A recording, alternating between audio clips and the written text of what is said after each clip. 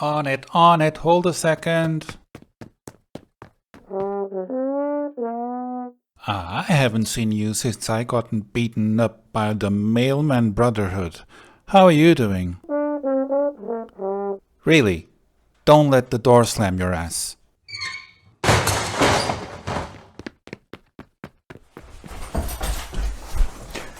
So,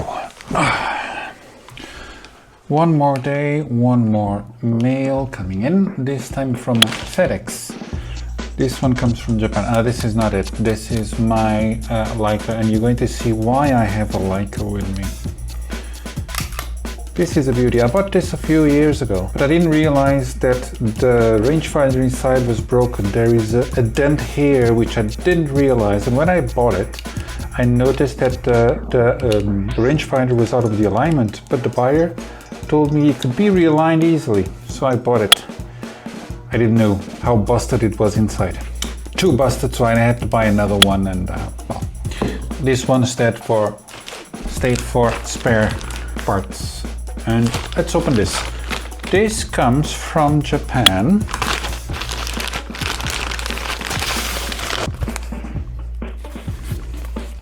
This smells of factories, and it's funny because on this side it smells of lotus flowers, and this smells of factories. Let's open this. Inside there should be Mr. Bubble Wrap. Oh yeah, Mr. Bubble Wrap, and more bubble wrap. So you're going to see why is my busted Leica here? Because guess what? No, this is not a Leica. This is a Canon. Yeah. This is almost an exact copy. Almost. Jesus Christ. One will have to look very, very close to see the differences besides the name over there written. They are very, very, very identical. Let me see if the 1 second is on. No, it is not. So slower speeds are off. So I need to send this for repairs. And oh my god, they're really, really, really very, very close. You're going to get a cloud. I wish I could say the same for me. And then when it comes back, let's start with the video.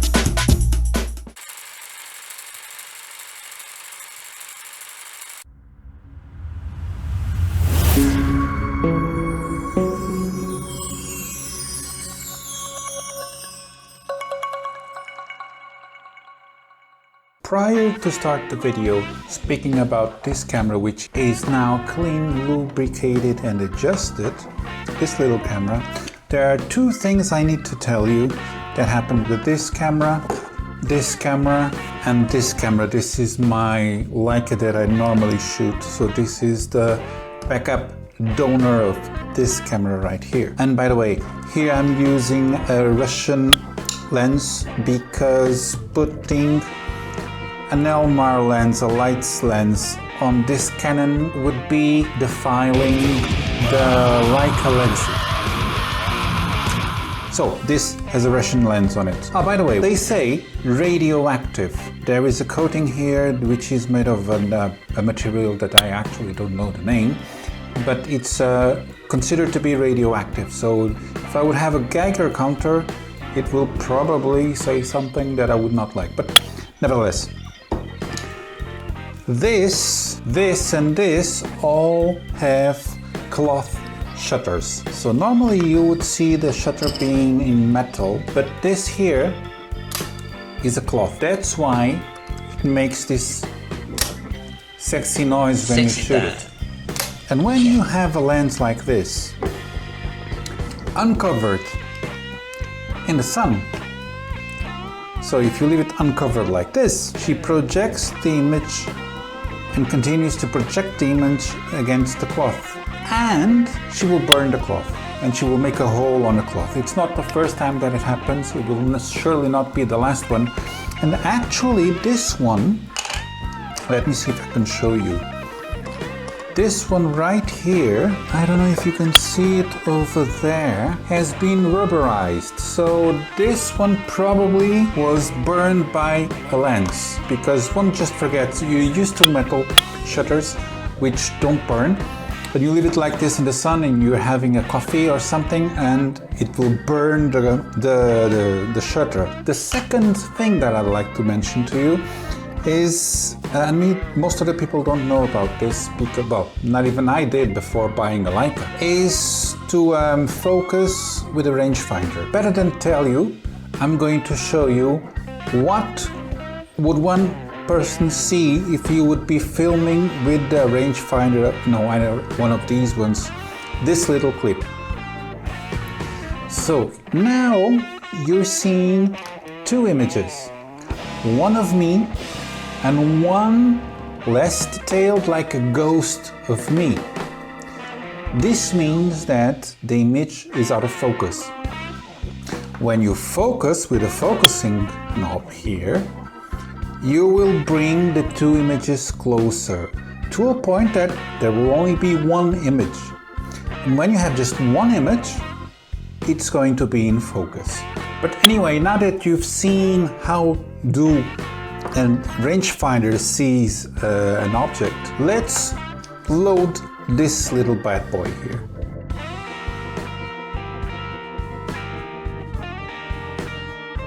Loading the Canon II is as simple as loading a Leica 1, Leica 2 or Leica 3. You take the lower plate off, you pick up your film, and you're going to see that you need to cut the film because back in the 30s when this model was launched, the film leader used to be bigger and you need to cut it as such so it doesn't damage the sprockets. And when I do this to load my Leicas, I normally take great care not to leave any sharp edges on the film. Then you pick up the spool and then you're going to insert the film on the spool and then on the camera exactly as shown. You lock the spool in place, and this only happens in the Canon. The Leica does not do this. The Leica just shove the spool in. You put the back plate on, and 1, 2, and 3, and you're all set to go.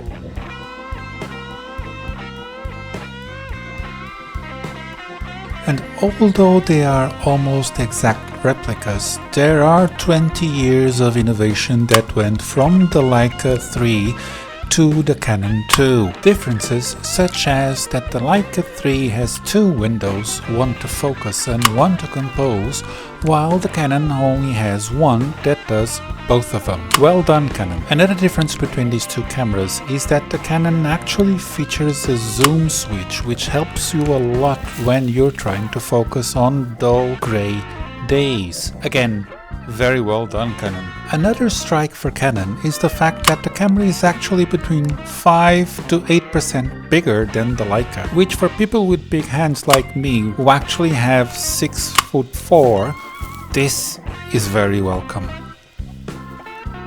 This is a very funny thing because we are just in the middle of my 2 mils that I use several times for test subjects, and all of a sudden on the floor I noticed this. This is really funny. And please do notice that I'm just comparing the handling between the two cameras, not the image quality, because if I was to compare image quality I would have to put the Almar lens on the Canon, and this just felt wrong. It didn't felt natural, and I knew that Leica fanboys would actually trucidate me, kill me immediately there on the spot. But truth be told, the Canon in certain minor aspects is better than the Leica. But then again, there is 20 years of difference between both models, so one can expect that there is this kind of thing. And now some food for thought. Canon, when they started, they were replicating Leica models. And in the beginning they did not have lenses, so they asked Nikkor, owned by Nikon, lenses. So there were Canon bodies with Nikkor lenses, which is really funny how things turn out to be in the future.